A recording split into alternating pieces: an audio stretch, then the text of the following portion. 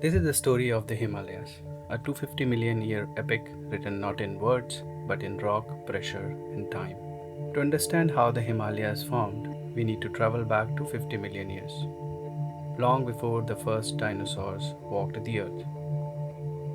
Back then, all of our planet's landmasses were locked together in a single giant supercontinent called Pangea. Over millions of years, Pangea began to crack and break apart.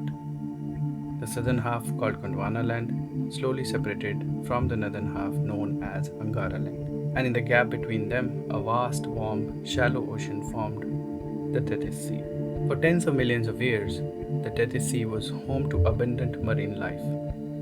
Layer upon layer of sediment, the remains of sea creatures, shells, and silt settled quietly on its floor. No one watching that calm sea could have imagined what was coming. Around 70 million years ago, something extraordinary happened. The landmass that would become India broke free from Gondwana land and began drifting northward, like a giant, slow moving ship. And this was no gentle drift. The Indian plate moved at the speed of up to 16 centimeters per year, one of the fastest tectonic plate movements ever recorded in Earth's history. At that time, India was still more than 6,400 kilometers south of Asia, but it was closing that distance, year by year, inch by inch. As the Indian plate pushed north, the floor of Tethys Sea began to slide, or subduct, beneath the massive Eurasian plate ahead of it, slowly swallowing the ancient ocean. The countdown to one of the greatest geological collisions in Earth history had begun. Around 40 to 50 million years ago, India finally made contact with Asia. But this was no ordinary collision.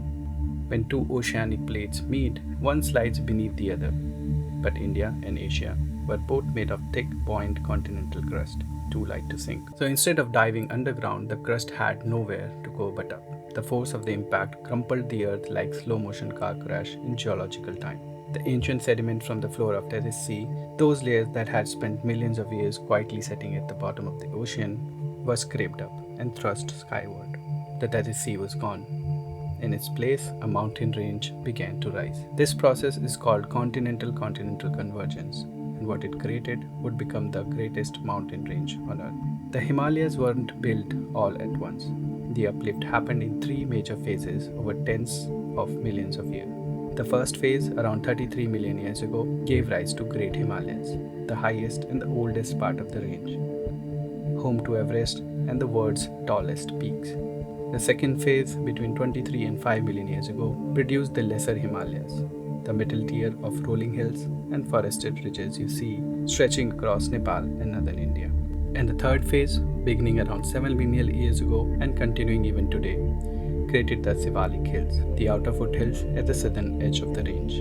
Meanwhile, as India continued pressing northward, its crust was being forced beneath Tibet, making the Tibetan Plateau nearly 75 kilometers thick, almost double the thickness of normal continental crust. Today, the Himalayas stretch for 2,400 kilometers across 5 countries: India, Nepal, Bhutan, China, and Pakistan, forming a colossal natural wall between Indian subcontinent and Central Asia. Here's what makes the Himalayas so extraordinary. This story isn't over. India is still pushing into Asia at roughly 67 millimeters per year, and as a result, the Himalayas are still rising at about 1 centimeter per year or 10 kilometers every million years. Of course, at the same time, erosion and weathering are wearing them back down. Rivers carve through valleys, glaciers grind the rock, winds and rain chip away at the peaks. The two forces are in constant ancient tug of war. This ongoing geological activity also makes the region one of the most seismically active on Earth, explaining why this part of the world experiences powerful earthquakes. But the Himalayas don't just shape the earth beneath us, they shape life itself. Their glaciers and snowfields feed the rivers that supply fresh water to more than 1/5 of the entire world's population. The Ganga, the Indus, the Brahmaputra, all are born in the Himalayas. The Himalayas are more than just mountains. They are 250 million year record of our planet's constant reshaping itself, a testament to the unstoppable forces that lie beneath our feet, from ancient sea to a collision that shook the world, to the peaks that scrape the sky today.